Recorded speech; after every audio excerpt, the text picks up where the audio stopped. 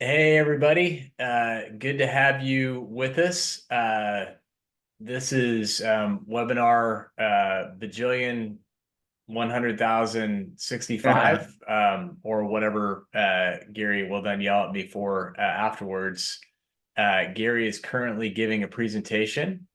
Jack is somewhere, could be joining us.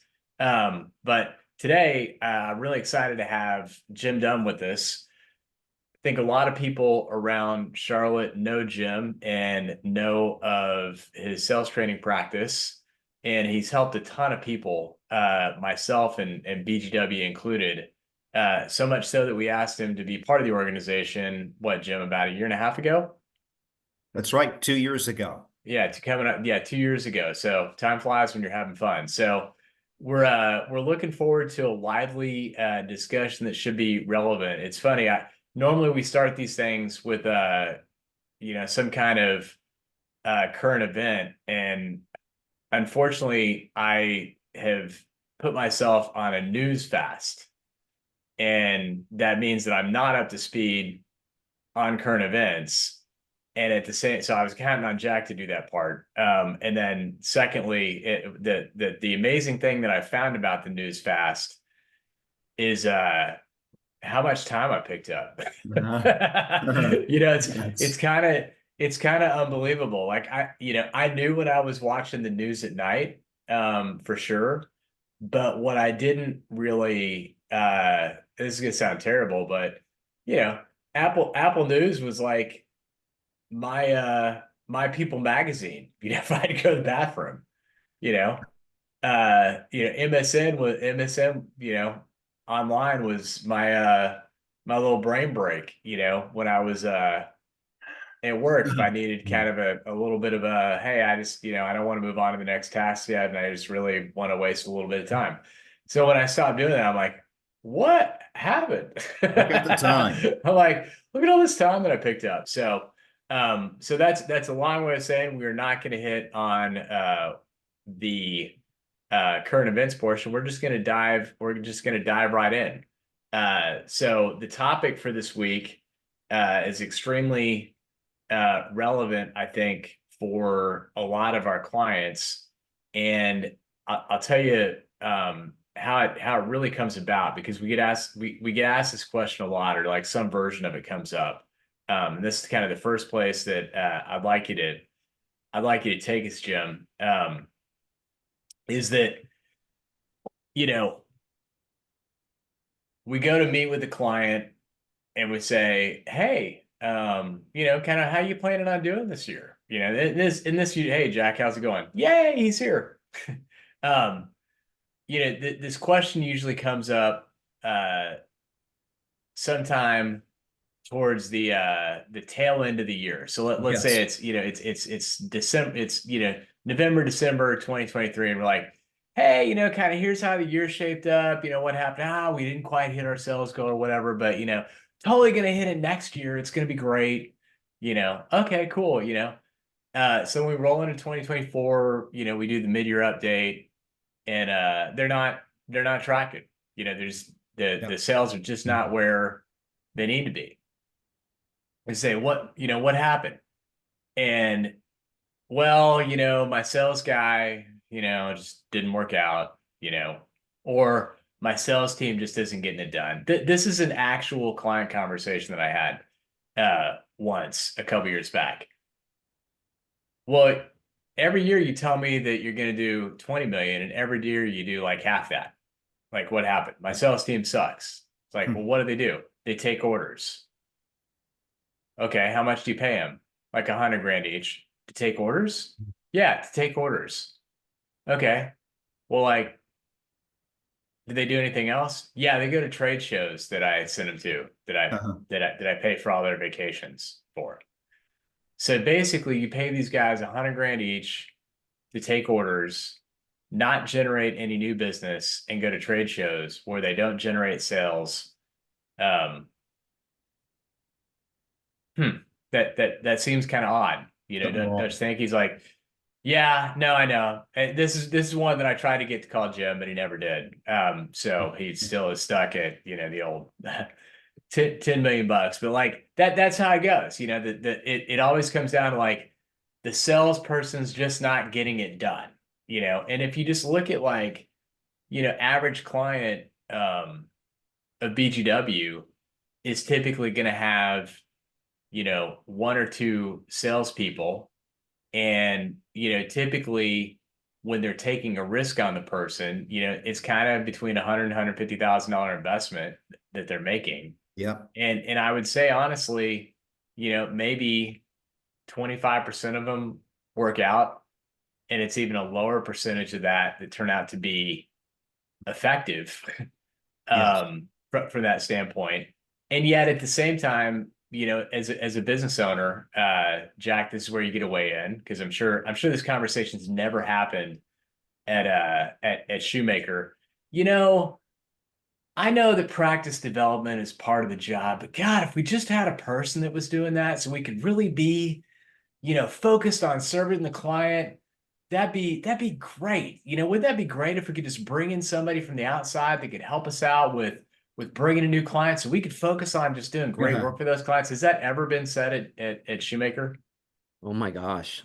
We have those people, yes. And so, but I hear that all the time. And it's okay. First of all, hiring the right person, which obviously we're going to be talking about today, but also, you don't have magic pixie dust. You have to have it in yourself. You cannot take someone who is not going to do it on their own and needs a little bit of support versus someone who you're dragging to that afternoon discussion, that social and things like that, and quite candidly, some people you don't even want to be in the room. You're okay with them being the busy bee worker in the corner in the office kind of thing. So, but yeah, so, but we do have those people, and, and they're helpful, but they're marketing people, I would say. And I've said this before on this program, that there's a difference between business development people, salespeople in your organization versus marketing people that That's are right. out there to, make sure the flashy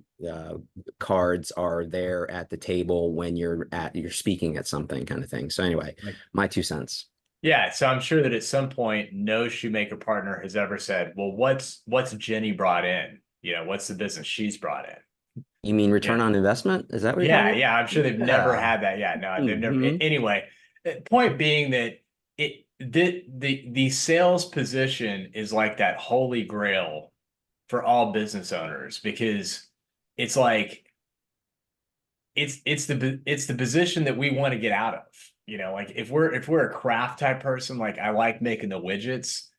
You got to be in sales if you own the business. So you're like, as quickly as you can get out of that, you're like, let me hire somebody, you know, get somebody to do that for me. So you do, and it rarely ever works. Right. So we invited Jim on because, you know, but and it's not that it's not a worthy endeavor. You know, the right salesperson can make all the difference in the world for an organization. So it's a worthy goal um, to do, because like if you think about the BGW scenario, you know, I do a lot of practice development, but yet I can't, like, if I if I freed up more of my time to do it, I couldn't turn me into 10. You know, I could only double what I do, Right. because, you know, so the only way to really turbocharge sales is we'd have to have more people doing sales, you know. So for a lot of our clients, that's the same boat. Yet it is kind of a big investment where a lot of us, you know, perhaps have unrealistic expectations of, you know, yeah, hey, I just hired you. You bring in $1 million this week, you know. And at the same time, a lot of us have we're too chicken to actually hold somebody accountable. So, you know, a year later, it's like, yeah, you know, they're still trying hard, you know, whatever. And we did, you know, really it was just us avoiding, you know, having to um, do any coaching, training, or That's accountability right. type conversation. So, Jim, you know, I just described that. I'm sure you've never seen that. You know, maybe you could kind of share like All the what, you time. know, what you see is pretty typical in terms of the pain that business owners have when it comes to this particular role, and, Yeah. you know, kind of hiring it and onboarding it. Well, thanks, Adam, and thanks, Jack, for making this happen. And I appreciate all the listeners into this podcast. It's huge. So, really, the topic is not only how to prevent from hiring a sales dud, but really the topic is how do I find, hire, and keep. Those are three really big principles because what you don't want to do is to find that really great salesperson, like you said, Adam, that, that here's this answer to the Holy Grail, and yet they go with a competitor or they start their own business. We don't want that. So today we're going to talk about that. And what I'd like to do is I had really kind of 6 insights that I think would be helpful to everybody. And you just did a great job, you and Jack did, of really going into the very first two. Now, some of these are going to be a little bit hard, but I think that you want real world data, and that's what you want. So we're not going to sugarcoat this at all. So here's number one. You need to be thinking about hiring a better salesperson than you have right now. You could have a great person, but the number one mistake and the first insight that I would really like to get out there is that you are always recruiting. You are always hiring, regardless of whether you have the right number of people, whether it's 2, 10, whatever the number is. And I see a lot of complacency here. So we're always recruiting. We're always hiring. We're always thinking about replacing not only our weakest link, but our strongest salesperson. I see this happen a lot too. People leave and we're not expecting that they're leaving. And all of a sudden we've got a gap. And Jack, I appreciated your email on the cost of a salesperson and the cost of that territory not being open. So that's principle number one I'd like to get across to everybody. Now, here's the second, and you may not like this, but I'm going to go ahead and put it out there. I hear a lot of times good salespeople are hard to find, and I can't find really good salespeople. I don't really agree with that. I do believe that good salespeople are out there. I really do. But the problem is not the salespeople. The problem is the sales leader. And I really want to spend a lot of time here with this because what I mean by that is I'm going to make a couple of points of what I mean by that. So a little bit more on insight number one. We need to schedule as sales leaders weekly time to where I am looking out either on LinkedIn or I'm making calls to perhaps vendors. Hey, who do you know that's really a good salesperson? So I need to be thinking about building my candidate pool.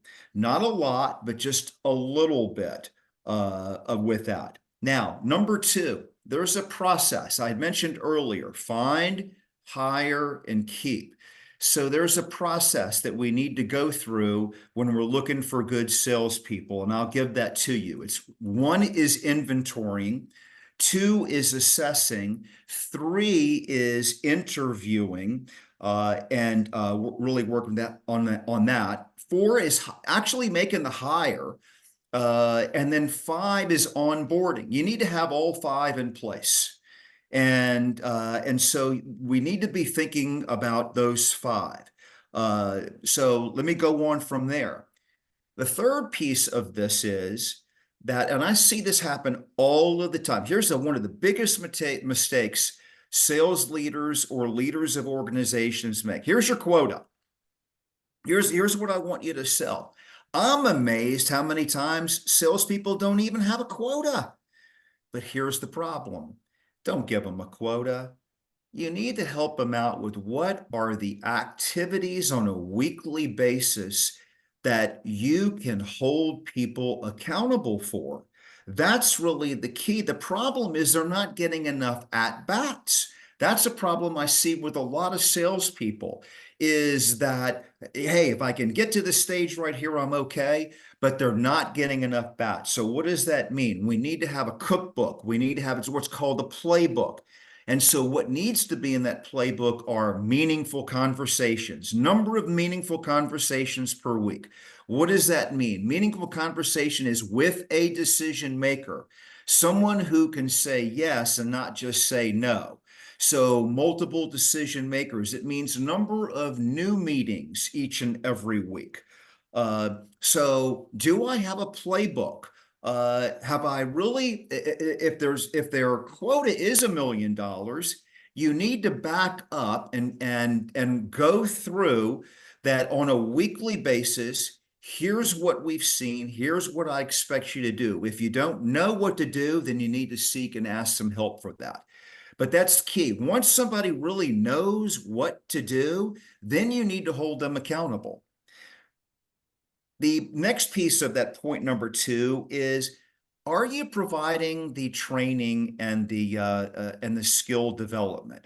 I hear this all the time. Wow, sales training is really expensive. You know what's really expensive? Having people stay with you and not provide any training. That's what's really expensive. So for those of you who think it's expensive, see, we need to find out where's the problem with that salesperson. Is the problem here in the attitude? In other words, they just have a poor belief system? Is the problem that they're not doing the prospecting, or is it a technique problem?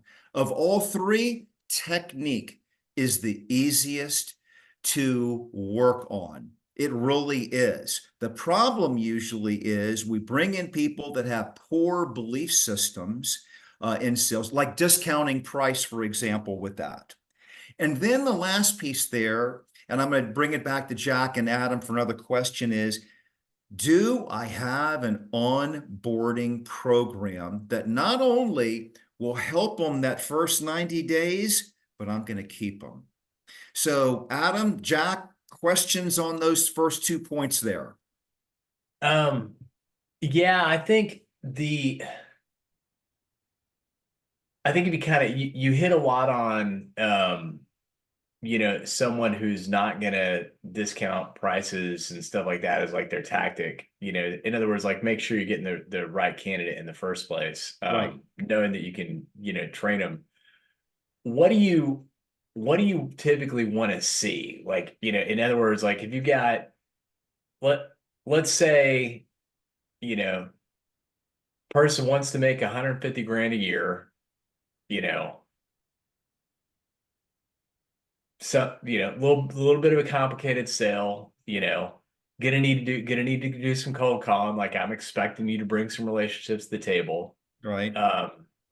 One's pretty decent base, doesn't mind some commission. Like, what am I looking for in their resume, and kind of what questions am I asking, to try to ascertain, is this my person, or not? Because it's funny. It's like, as with any hiring, it's like you're making this critical decision, and it's like, it is a lot like, Jack getting married after the second date with his wife. Like,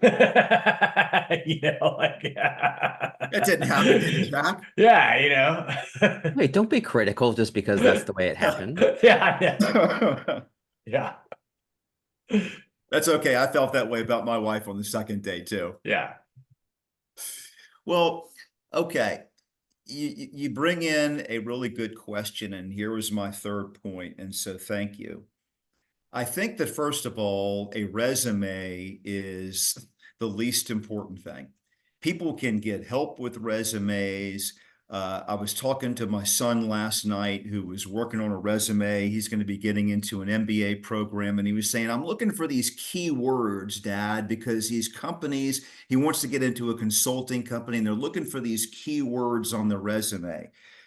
So resume, does a couple of things for you. It gives you a little bit of history on their experience, depending on what you're looking for. But more importantly, Adam, you're talking about the questions that we need to ask. And there's a couple of things that we need to do before we really go into to an interview. And I'll get to the interview, but I think one of the greatest tools that we can use is we need to learn how to be more objective. We need to assess and here again, you may be thinking, well, gosh, there's a cost to that. Well, yeah, there's a cost by not doing that. So the problem is that it makes sense. There's some assessments like DISC, for example, that is not a very expensive test, but it gives you an amazing amount of information that's going to help issues like, will they fit into our culture? I want to know right off, do they have the communication skills to do well in sales? For example, here's what we know about good salespeople with the DISC. They need to have their eye side, that influencer above the energy line, and usually the best salespeople have their D above the energy line, not too much. And I don't want to go on a rabbit trail here. I want to answer your question about interviewing. So here's something that each and every one of you could do. The first thing that you need to do before hiring a salespeople is you need to comprise a search model. Let me give you what I mean by that. That's an acronym. Please write that down. Search, what is it? Number one, what skills do they need to possess? What skills? Meaning that, are you looking for more of a hunter? Are you looking for more of a farmer, more of an account manager? Are you looking for a tweener, somebody who is going to do some prospecting? For example, Adam, your example of the $10 million company who couldn't get to the 20. Well, there's a real simple reason. It's not that salespeople are lazy. It's salespeople they're not accountable that each and every week we need to prospect for brand new opportunities. And that's what needs to take place. So S is skills. What skills? Now, what type of decision makers will they be calling on? That's all part of skills. I've got about 10 different attributes that we need to be thinking about for what skills do they need to bring into the process right here. E is experience. Experience. How long? Are you looking for someone fresh out of school? Or do they need to have 5 years of sales experience? Watch out. There's lots of salespeople out there that have 5 years, but it's 1 year times 5. It doesn't mean it's 5 years of great sales experience. So again, that's why I need to assess my team. So what experience? Experience in your industry. Now, this is interesting because now you get into a dilemma of how much product knowledge do they really need to know. I think you need to be thinking about a minimum of that. So skills, experience, A, attitude, not just a good attitude, no, resourceful. They're really good learners. They're inquisitive. So what is the attitude that they bring? I have some clients that like to hire past athletes because there's a lot of discipline there. Not that past athletes make the best salespeople, but you need to be thinking about what attitudes, what is the mindset, so that when you are asking questions, you can ask how-to questions. How do you deal with adversity? What's the most important, or what's an adversity that you've had to overcome the last 3 years? Tell me, how did you deal with that? So you can really start to think about that. R, results. I'm a real big believer in if somebody you need to have 5 years experience, I want to ask the question, did you hit quota out of those last 5 years? Did you hit quota out of the last 5? And how would I know that? How did you do that? So what results have they had? So that when you are interviewing them, the problem is a lot of times in the interview, we're more interested in selling them than we want to hear from them on them selling us. That doesn't make any sense. So what results? C, cognitive capability. Now, what that means is, what's the technical experience? How much CRM experience do they need to have? What do they really need to know about your industry? You know, there's nice to know things about industry, but there's really, hey, here are the very basics, because a lot of it can be learned, team. Product knowledge. I see this happening all the time. They got to know my product. They got to, you know what you're doing? You're hiring people that are bringing bad habits in because you really don't know what their work habits are. So you have a basic criteria as it relates to that cognitive capabilities.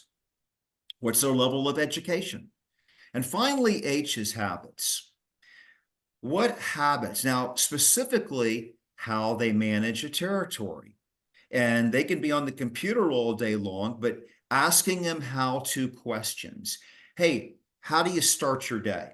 When you look ahead, what's going on? In other words, do you go right to email, or what do you do? How do you start your day?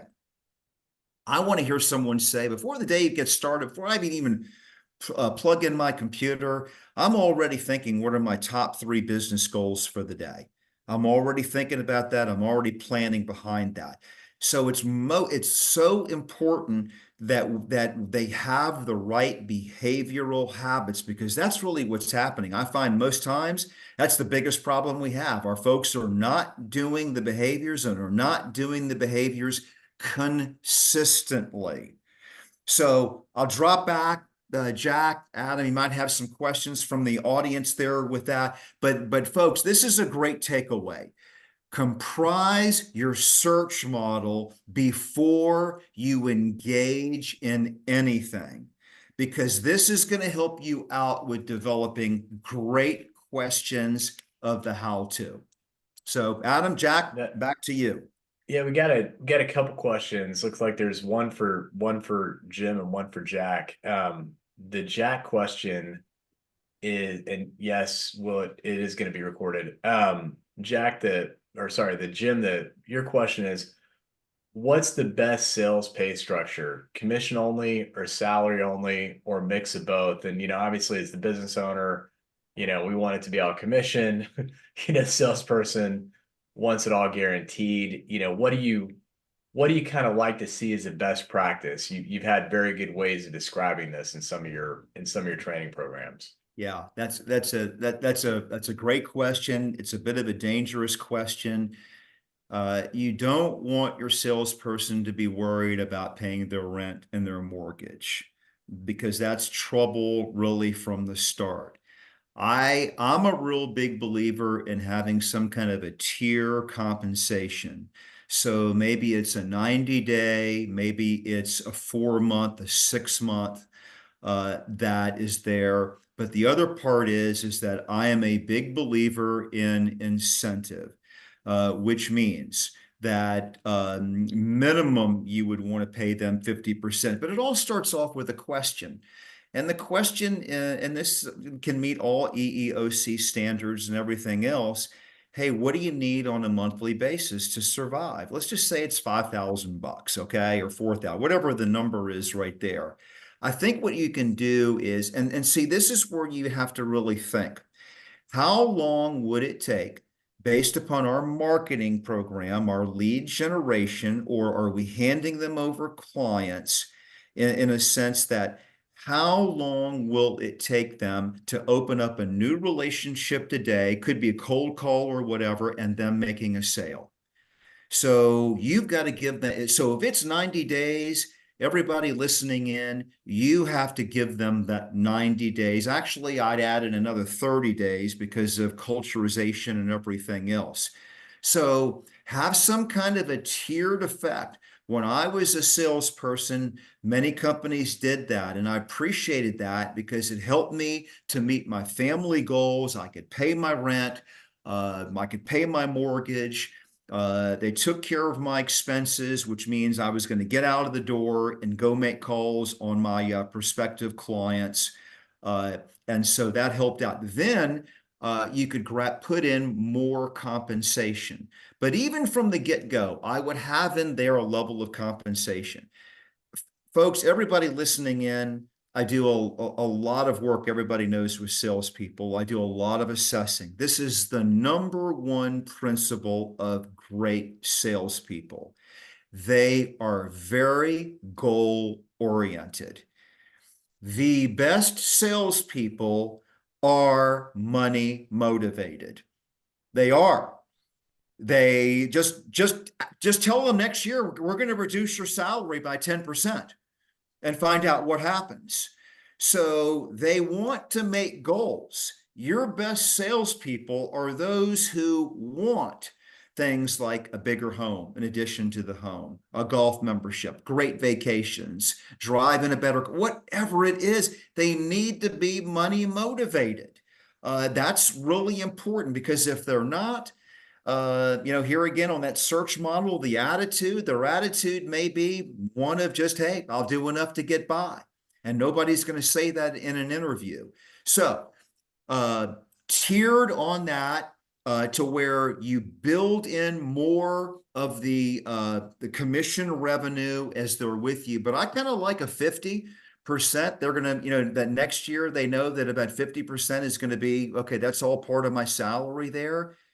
Some of you can work with those numbers, 50 to 75%, but the point of the matter is I need incentive in there, because that's a way you keep good people as well.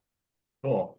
The other question was for you, Jack, which is, I have all my partners, employees sign NDAs and non-compete clauses. Do the new laws on NDA affect those efforts to get those signed, and are they enforceable? So a lot of that is to be determined, and you need to separate out the non-compete restrictive covenant from the confidentiality and the non-use of confidential information. And then, there's a gray area. So right now, and actually this came up maybe last week or 2 weeks ago as well, and I kind of went into the details as far as who it impacts, when it impacts them. And so there's a line of demarcation that, and then and the notification requirements to those employees that have signed NDAs, where you have to go to them and say, yeah, that part of the NDA that says you can't compete with me for 2 years when you leave employment, yeah, never mind. So there will be court challenges to that. I've been modifying some of our agreements to try to head that off if it does happen. But I'm not fully confident that even my remediation of contract terms in employment agreements, or even in transaction documents like asset purchase agreements, will remain enforceable based upon what is being stirred up at this point. I am hopeful that the restrictive covenants that are contained in transaction documents, where you have a buyer paying a seller a lot of money to bench them so that they don't open a shop right next door, will remain enforceable to a full extent, or to a significant extent. It's the ones that, in the interest of public policy, they're saying that it's unfair to bench someone without, and they're kind of forced to sign it, or else they don't get the job, and impacts their livelihood. The counter argument to that is, well, you have it, you signed it, you could have not worked in Charlotte if the restriction, go work in California if that's what you want to do, and then so back and forth. But that's the answer to that question. But Jim, my question to you on the due diligence of a prospect, assuming that you've done what you've said, or someone has done what you said to do, which is establish the parameters and know what you're really looking for before you just blindly go out and do a search. What about utilization of things like Facebook, of LinkedIn? I would suspect by now the smarter people are not posting things on Facebook if they are thinking about their future career hires or employment at this point, or at least not putting out there in the public domain. I have expressed to people that LinkedIn I think people go to LinkedIn. So for example, if someone's searching to find me as a lawyer in Charlotte doing M&A and corporate work, they will go do a LinkedIn search first before they Yep. go to my bio on my website, because Yep. it has a wealth of information, including my connectivity to other people. So then they can go validate me with someone that I may be, first connected to me. So what are your thoughts about using that in this analysis, in the search acronym? I think it's a brilliant strategy, Jack, and I do agree with you that on Facebook that there are a lot of people that are very careful, obviously, with how they use that. But I think that LinkedIn is predominantly the professional network that is out there. You get a tremendous amount of information out there. And I think it is a great way of looking for good candidates. I think that, because of that, you can do some searches on your own. If they're connected with someone else, you can find out if they really know a salesperson. So I think there's a lot of really brilliant information that's on there. The hard part is going to be like this whole conversation here today. Nothing gets done unless it gets scheduled. So even as a sales leader, if you scheduled 15 minutes, 20 minutes a week doing a search like that for salespeople, that's much better than waiting until, oh my gosh, Joe Smith just left me, and now I've got to find a sales rep for this particular territory. So I think that's really good. I would use it. I would do it. There's a lot of resources that are on there. This morning I checked LinkedIn. I got a brand new opportunity that was there from somebody who's needing help hiring a sales manager. Well, they did obviously some research as well. They said, "Hey, do you do that kind of thing?" So anyway, that can go both ways right there. All Does right, that and then answer can I ask, your question? yeah, absolutely. And I have a follow-up question to that, which is that, so there's 6 letters in the word search. So you've described 6 things. Hypothetical. Jim, I hear what you're saying, but I just don't have time to be doing all of that. There's a Yeah. lot of psychology and a lot of check the box, and I want to make sure. So if you were to pick 50% of those factors, and I know, and I anticipate what you're going to say is, well, it depends on the position. Do you need more of this or that? But generally speaking, if I said I can only do 3 out of 6, can you prioritize that, or is there really no really good Great way to do question. that, because there's no one Yeah. size fits all if you're trying to go 50% into the search model? Yeah, I think that's a really awesome question. And so let me answer that directly. I think that in the skills piece, and this is where you can put a lot of your questions in the interview. So here's, for those of you taking a list, here's what you really need to write down. Because what you want when you hire a salesperson is they most have to replicate um, in their current world what you are doing. And then you need to, out of that, have the must-haves. So let me give you a list. Number one, what type of a decision maker are they calling on? If you need to have somebody who's calling on a CEO and they're calling on a project manager, not a good choice. So if they're calling on CEOs, that's something that you need. So skill, that's number one. Number two, how long is their selling cycle? Let's say yours is 3 months, but let's just say that theirs is 1 year. You got a problem. You got a big problem. Because now all of a sudden you've had someone who takes a year to really close a deal, and your world is 3 months and 90 days. And I don't care what they know about your product knowledge, that is going to be a major adjustment.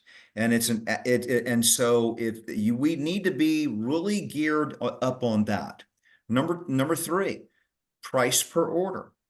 Okay, let's just say that your average deal is $100,000 and they're coming from a world of $10,000. You got a problem. You got a problem. Because that right there, conceptually, they're used to deals of $10,000 and now your deal size is $100,000.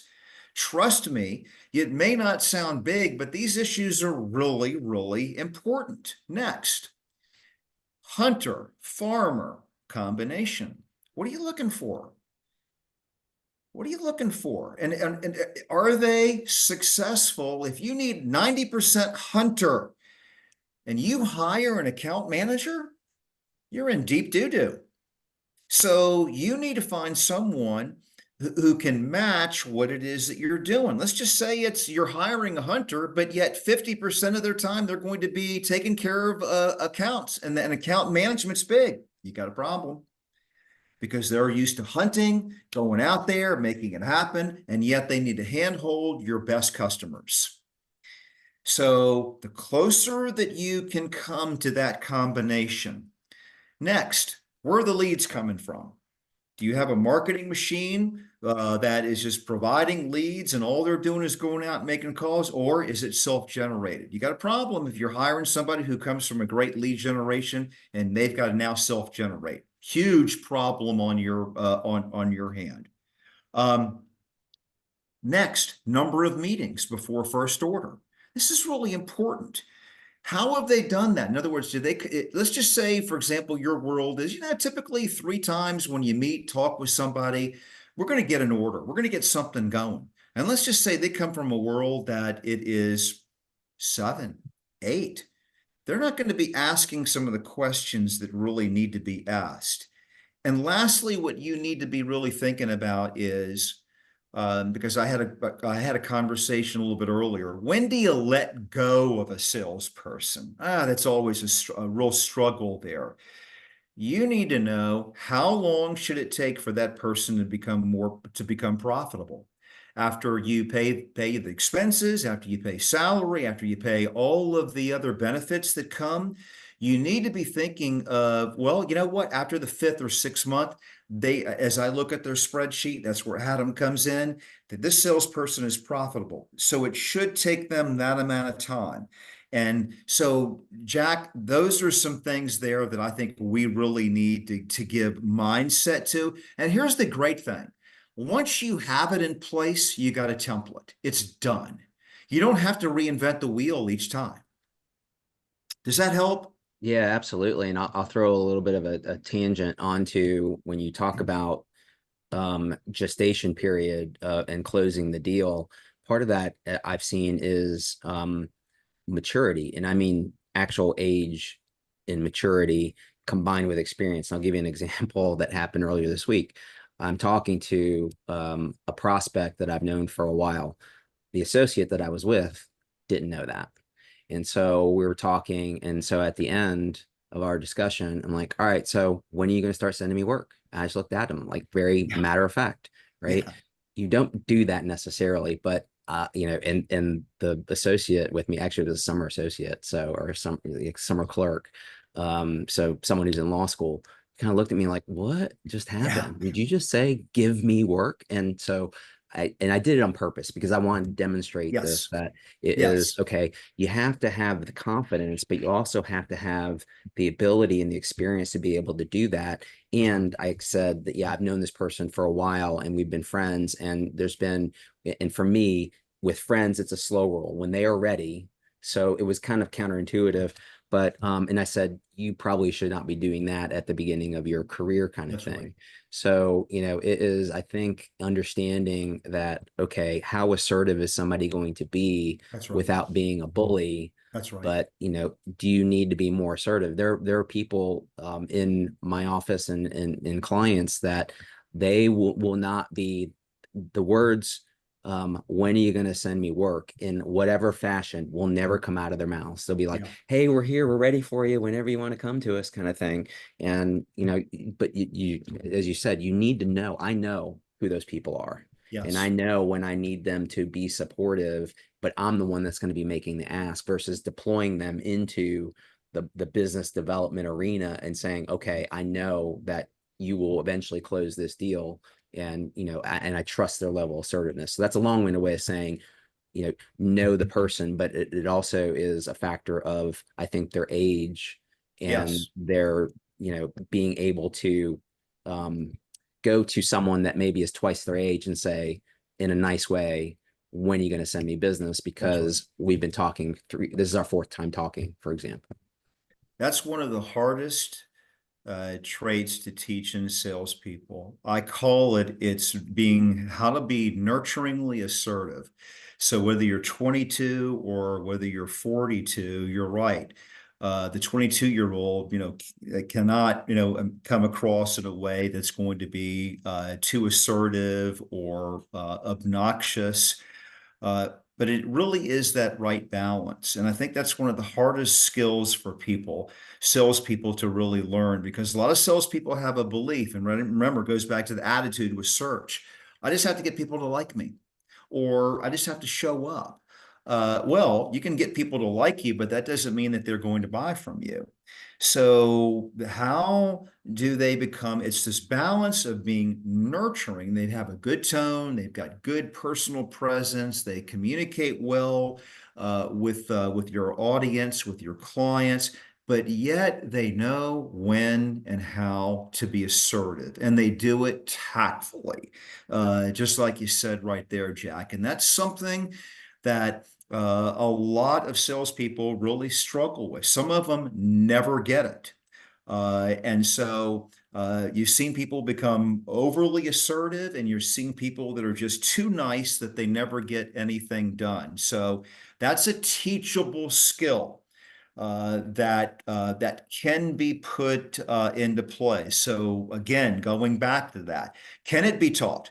Can the nurturing person become more assertive? Yes, if they want to and they're goal oriented. Can the real strong person become a little bit nurturing? Yes, I've seen that happen too, if the desire and the commitment are in play. Yeah, good comment there. Any other any other questions? Yeah. So Jim, we've made the decision, we've hired the person. Can and let's, again, our typical client for us is going to be, you know, 20 to 50 employees. We got some that are a couple hundred, but chances are the salesperson's reporting to the CEO, so the CEO is acting as a sales manager. It's pretty close. I mean, it's like, then if it's not directly, then it's like one below. You know, what should I really set myself up for as an expectation of the time that I should be spending with this person, ensuring that I'm onboarding them correctly to have them be successful is sort of part A. And then part B would be like, what you kind of know our client base pretty well, and it's pretty similar to the shoemaker client base. It's some people that make widgets, some people that do professional services, but I mean, very, very few of our clients, maybe 10-15% are selling into the Fortune 500 with long sales Right, cycles. right. So like what, but even then it's probably relevant. Part B would be like, what would be kind of some good 30 to 60 to 90-day milestones that you would expect people to hit to avoid the trap that frankly has happened to me before Yeah. at BGW, which is, it's going to be great. Da, da, da, da. Oh, Adam, your marketing material sucks. We're going to have to completely redo your website before I can even get busy. So that's, we're going to have to get some customer testimonials. Oh, I'm going to have to get a brochure. Oh, I'm going to have to work. It's like 6 months. We totally rebranded ourselves and now we're ready to get busy. It's like, that's not going to work either. So what, kind of A, how much time should I plan on spending? And then B, what are kind of some reasonable 30, 60, 90-day milestones you would expect somebody to see as I'm getting ramped up? Yeah, that's great. That's a great question, because that's what we really need to be thinking about in our 30, 60, 90-day onboarding program. So we have a concept that's called WIMS. What is that? Weekly individual meetings. Can be 15 minutes, can be 30 minutes. Now, here's the important thing is that you don't just show up. You're asking the sales rep each week to come up with what are their top 3 goals for the week. Your job is to really help facilitate in them meeting that. So let's go back. Let's talk about you've just hired a sales rep and now they're with you here for the first 30 days. What can you do to really help them out? Number one, help them cultivate a cookbook or a playbook. What is a cookbook? A cookbook is recipe for success. Playbook. What is a playbook? Same thing. It's us winning the game. It's what needs to be done. And so with that, again, let's just take that for 30 days. Here is our goal. Our goal is that we want you to see X number of customers and clients and new meetings, and here's a number, a financial number that we would like for you to hit.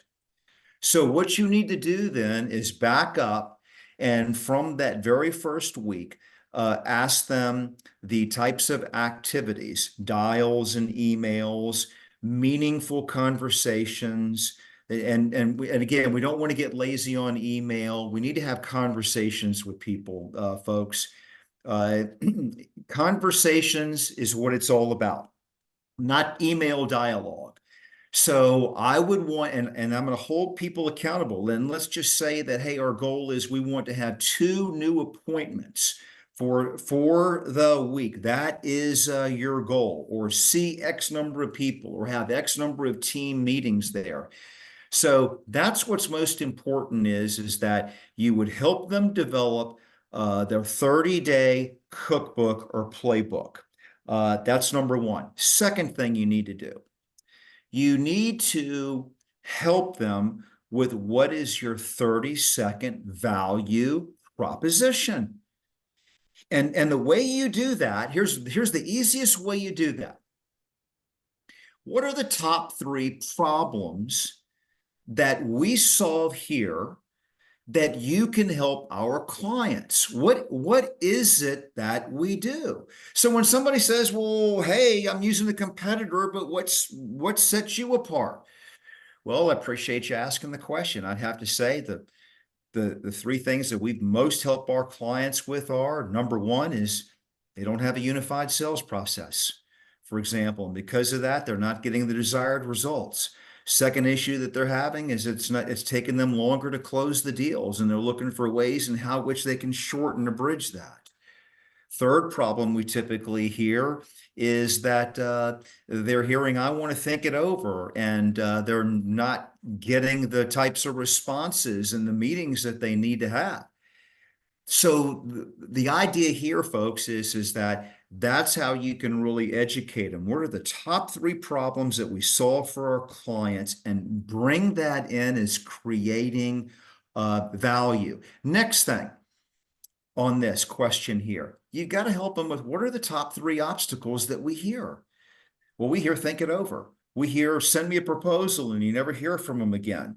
So what you do is you train them on, here's what we typically hear, like in prospecting. Oh, we're with a competitor. Call me back in 3 months. Because folks, you got to be real. What are they? I mean, you're throwing them to the lions. How are you going to protect them from the lions? Tell them right up front, here are the 3 biggest stalls, objections that we hear, and you help them with what to say and how to say it, so that you give them confidence that when they hear that, they know exactly what to do and know exactly what to say. They have the mindset, they're doing the behavior, and they're doing the technique. ABT. Does that help? Awesome. Does that answer that question?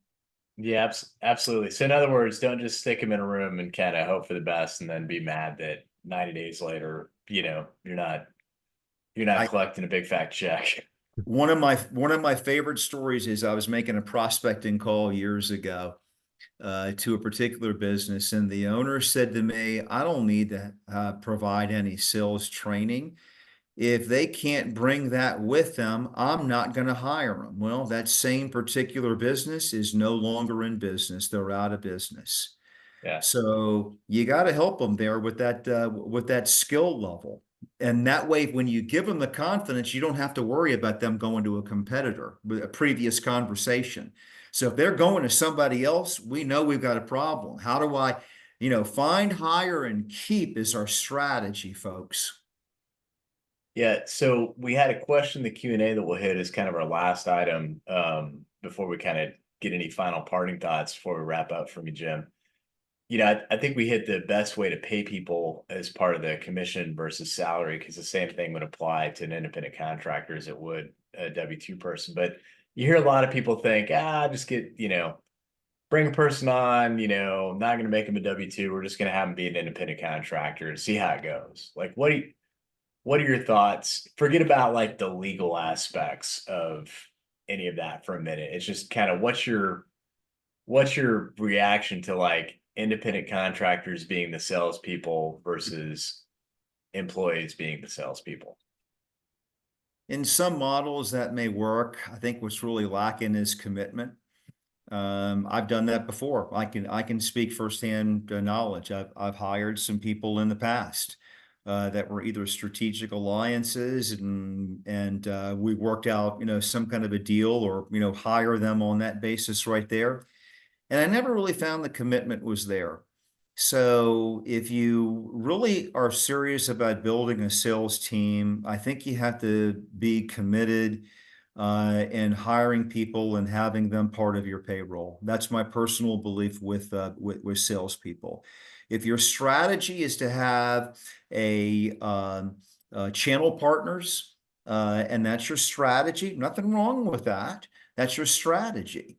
I had recently had a client that used channel partners, and they weren't able to bring in the type of business that he wanted.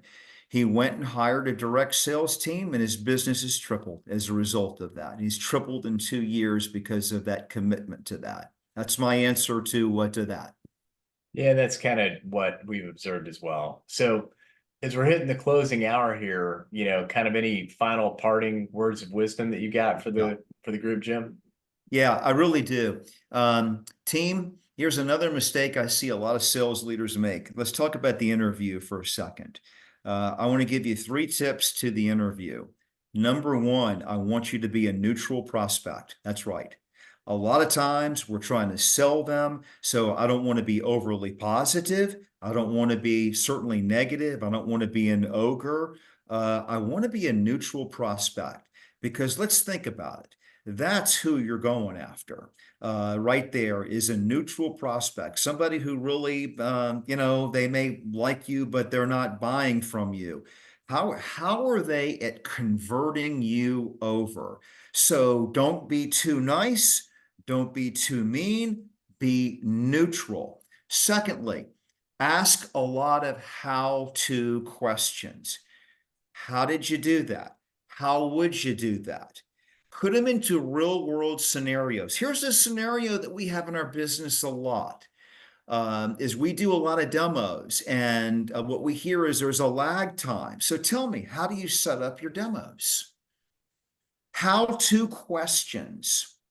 And then the third thing that I would do is role play with them. You want to have a good salesperson? They need to make a cold call on you. You want to hire a great salesperson? Throw at them and tell them right up front and say, hey, look, to put it in your world, let's make it easy. We hear a lot of, we'll get back with you. So let's just kind of role play that here a little bit. That's going to tell you right off, folks. Are they really good? Are they really doing a good job? Or are they just stumbling all over themselves and they're nervous? So those are 3 tips I would say on the interview. Yeah, no, I really like it, Jim. Well, I appreciate it. Thanks for being here. I'm sure that we're going to do some follow-ups with you later on in the year, because it is an important topic for a lot of our clients. Critical. In the meantime, thanks everybody for being on, and enjoy the rest of your week. Gary will be back with us next week, and Jack, I'm sure we'll have some current events to make up for me being on my news diet. So thanks everybody, and thanks, Jim. Thank Thanks, you. everybody. Yep. All right. Bye-bye. Thanks. Bye. Bye. Bye.